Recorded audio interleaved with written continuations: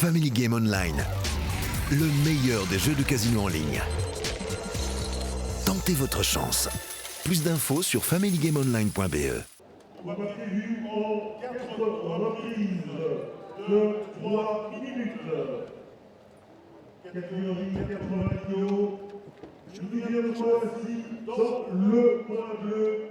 Pour son 5e poids, Santo Gerlich.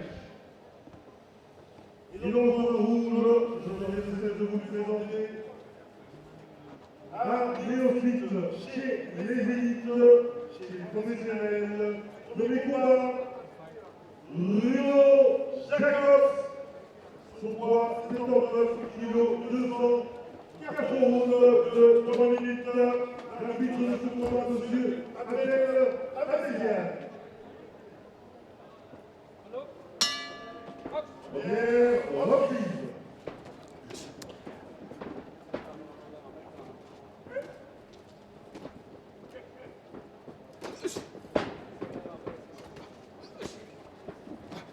Donc on est dans la catégorie des mi-lourds. Catégorie évidemment où ça frappe très très fort. Ça s'entend d'ailleurs. Et on est rentré directement dans le vif du sujet. Et Bruno a l'air très calme pour son premier combat. Ouais. Très bien ça de varier les coups comme ça.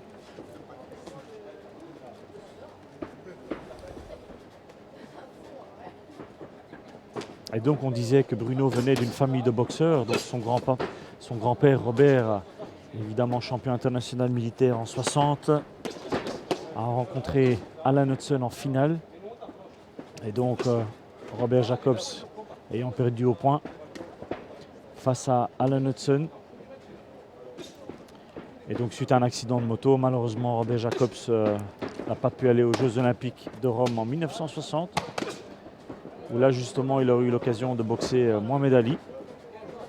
Et d'ailleurs pour la petite anecdote, Hudson face à Ali en amateur, c'est un combat qui a eu lieu et d'ailleurs Ali a été touché par Hudson. Donc c'est dire si Robert Jacobs avait vraiment le top niveau à l'époque. Il faut savoir, mon cher Nabil, que cette année-là, c'est finalement un Carolo qui est allé aux Jeux Olympiques. Yvon Bécos, qui travaillait chez Glaverbel à Roux. Okay. Et Yvon Bécos a rencontré au deuxième tour Mohamed Ali. Il a été battu au troisième round. Il faut savoir qu'il n'y a pas beaucoup de boxeurs belges qui ont eu la chance de rencontrer Cassius Clay à l'époque, puisqu'il ne s'appelait pas encore Mohamed Ali. Oui. Et donc Yvon Bécos fut le premier boxeur belge à rencontrer le grand Cassius Clay. Oui, on n'en parle pas assez justement de ces boxeurs d'antan qui ont rencontré ces légendes de la boxe. C'est dire si on avait quand même un beau niveau en Belgique à l'époque. Un beau niveau en Belgique, européen. On avait quasiment au championnat d'Europe un boxeur par catégorie, du poids mouche au poids lourd, jusque dans les années 60 où malheureusement la boxe a perdu de sa splendeur. Absolument. Il y a eu ce fameux décret Philippard qui a régi la boxe et qui a de façon drastique. Donc il y a eu moins de combats, moins de boxeurs, moins de champions évidemment, moins de popularité, moins de galas. Et la boxe a perdu un peu de sa crédibilité pendant une dizaine d'années, jusque dans les années 70, où grâce au club de Zeel notamment, Jean-Pierre Kopman, qui est la deuxième personne qui a rencontré Mohamed Ali à l'époque. Chez les professionnels, oui. Et on a eu Fernand Roulans qui était champion d'Europe. On a eu Rudy Eck qui a disputé un championnat d'Europe. C'était un peu le revival de la boxe belge dans les années 70. Je pense qu'aujourd'hui on est bien parti puisqu'on a un champion du monde. Et on a quand même Riyad Merhi.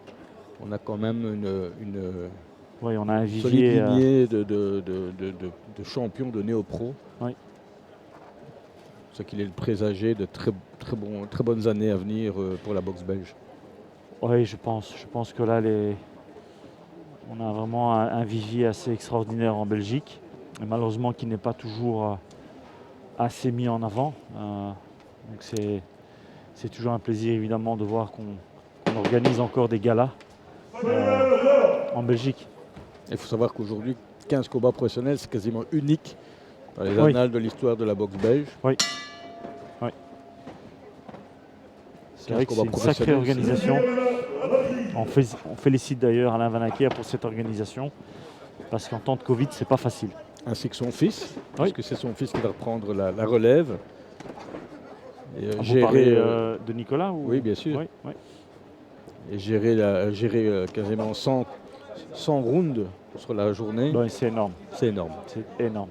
On s'en rend pas compte comme ça, mais le matchmaking, l'organisation, tout peaufiné, c'est vraiment beaucoup de travail. Et Bruno qui est bien rentré dans ce combat, donc il varie vraiment bien ses coups. C'est très intéressant comme style.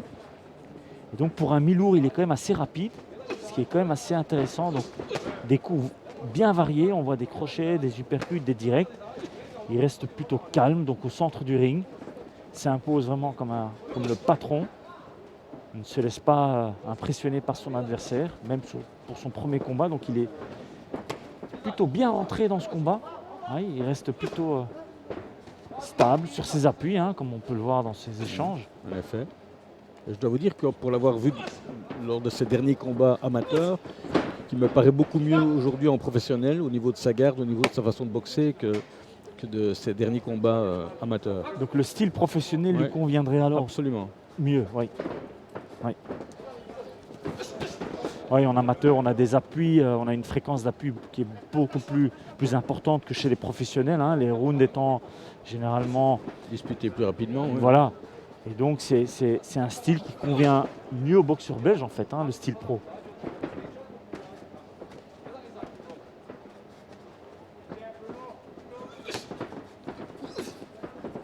Il est bien couvert, il travaille en force.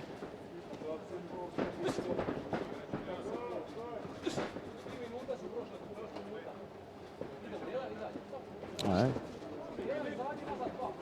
Beau combat hein, pour une première, en tout cas il est très à l'aise sur ce ring. On se sent très relâché aussi. Ah, il esquive. Ça n'a pas l'air de plaire à son adversaire. Mais... Ouais, il est assez complet, hein, une belle défense. Donc bien fermé. Puis il travaille derrière. Ce bras avant est intéressant. Donc un bras avant assez actif, ça fait toujours plaisir à voir. Et ce jab qui rentre plutôt facilement, il faut l'avouer. Ouais.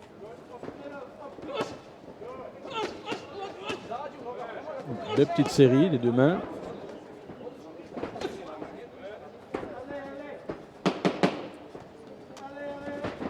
Ah, il a bien évolué, hein, Bruno Jacobs. Absolument. Vraiment très beau boxeur. Il a le style, et il n'a pas seulement le style d'un boxeur professionnel, parce qu'on n'a vraiment pas l'impression qu'il fait son premier combat, parce qu'il est vraiment à l'aise. C'est vrai. C'est vrai.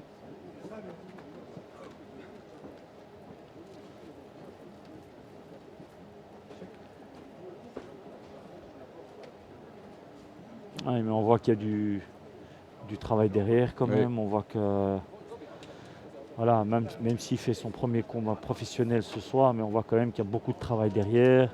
Il a une belle carrière amateur aussi. Absolument. Donc il a fait de beaux résultats en tant qu'amateur. Puis il vient aussi d'une famille.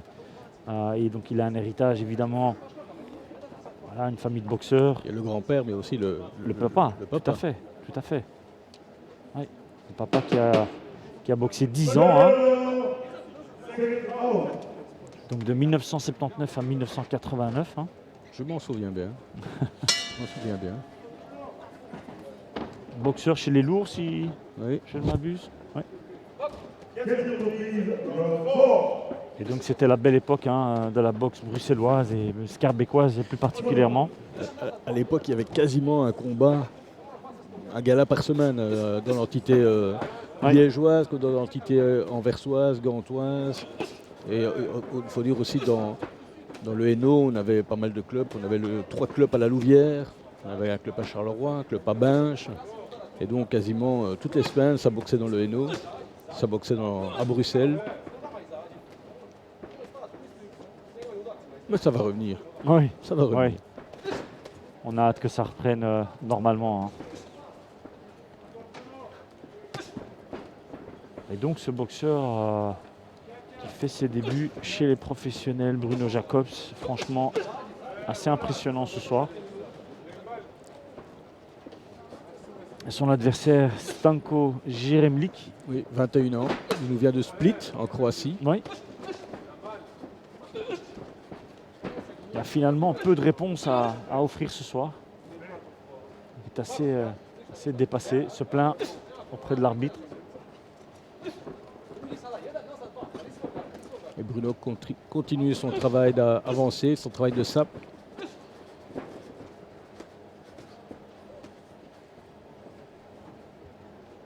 Il déhanche bien.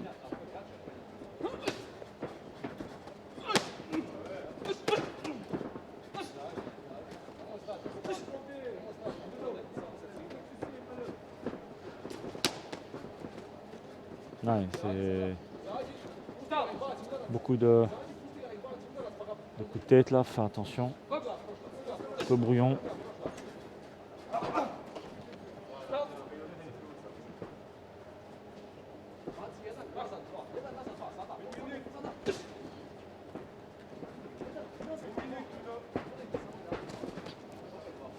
Et Bruno qui reste toujours assez calme dans ce round.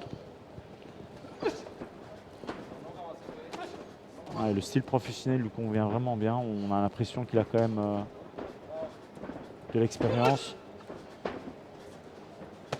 Très propre aussi.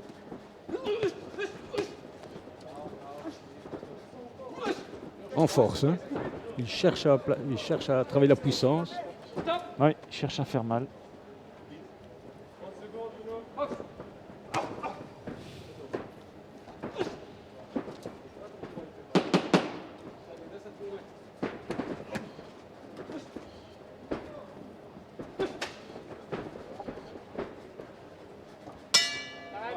Fin de round.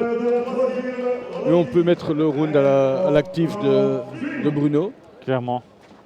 Pour moi, il a ici remporté tous les rounds jusqu'ici. Ouais, il est au milieu du ring, il travaille, il est à l'aise, il défend, il remise. Il mène le combat sans souci. C'est une belle entrée en la matière pour Bruno Jacobs. Conseillé dans son coin par Nicolas Van Acker justement. Et par Valon Bacha en tant que cutman.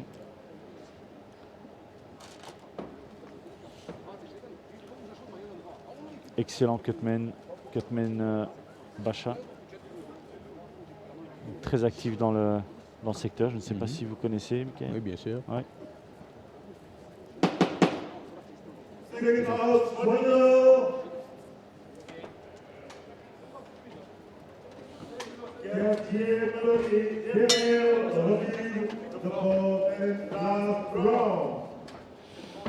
Dernière reprise dans ce combat prévu en 4 reprises de 3 minutes.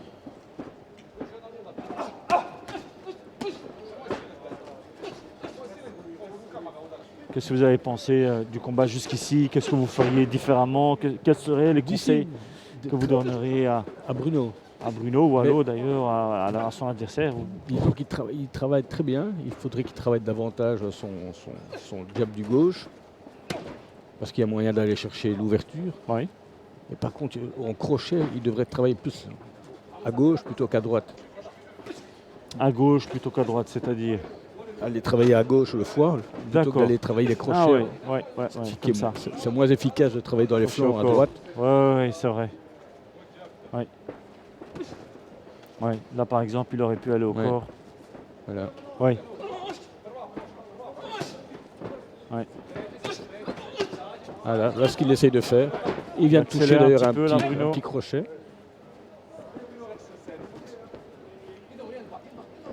Il me paraît en très bonne condition physique parce qu'on voit bien son visage, il n'a pas l'air de souffler. Donc bien préparé. Il est très bien préparé. Ouais. Très important pour un premier combat professionnel. Vrai. On a la pression, on a le stress, on va dans l'inconnu. C'est vrai. Et rien qu'avec le stress, on perd la moitié de la condition quasiment. Et là, il est vraiment bien préparé.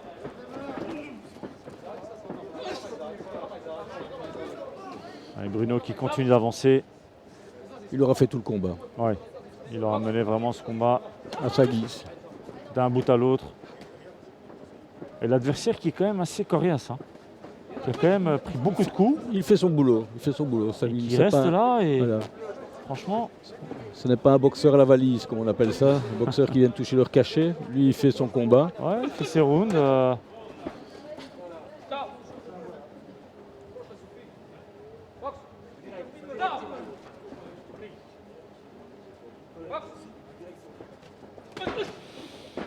En tout cas, ce qui m'a vraiment plu dans ce combat jusqu'ici, c'est qu'il travaille en série, Bruno Jacobs. Ça, c'est vraiment agréable à voir. Un boxeur qui travaille en série, c'est toujours plus efficace. Surtout à ce poids-là. Oui, c'est quand même... On dirait limite un poids Walter. Ouais, absolument. Il laisse bien partir les bras. Et on a quand même la petite impression que ça manque un peu de punch. On dirait que son adversaire n'est pas plus inquiété que ça, hein, faut l'avouer. En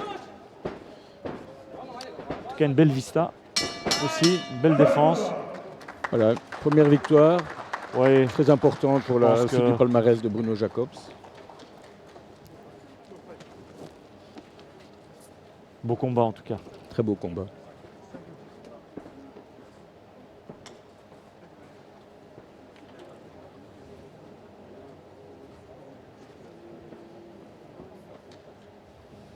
Voilà, c'est son premier combat, il n'est pas content de sa performance, mais on peut lui dire qu'il a fait un beau combat. On applaudit encore le point rouge, Bruno Jacobs, et son adversaire également dans le point bleu, Sandro Yerlich.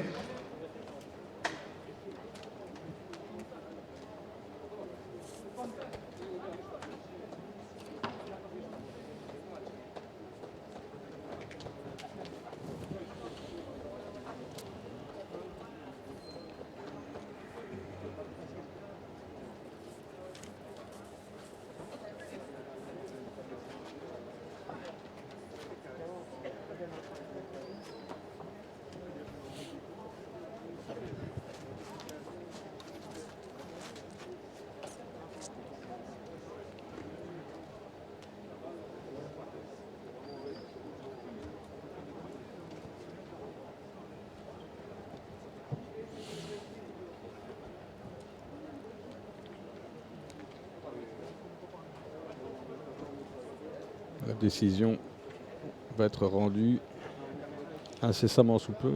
Alors pour moi, c'est assez clair. Hein. C'est 4 rounds pour Bruno Jacobs. Oui. En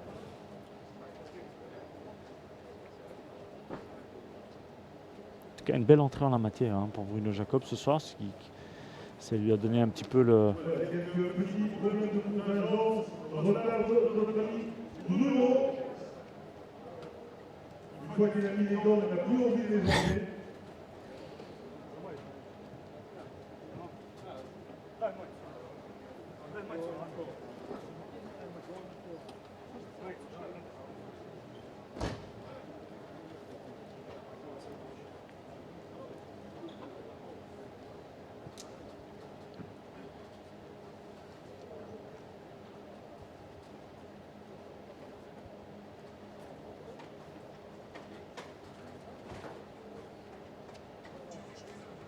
Voici le résultat de ce troisième combat.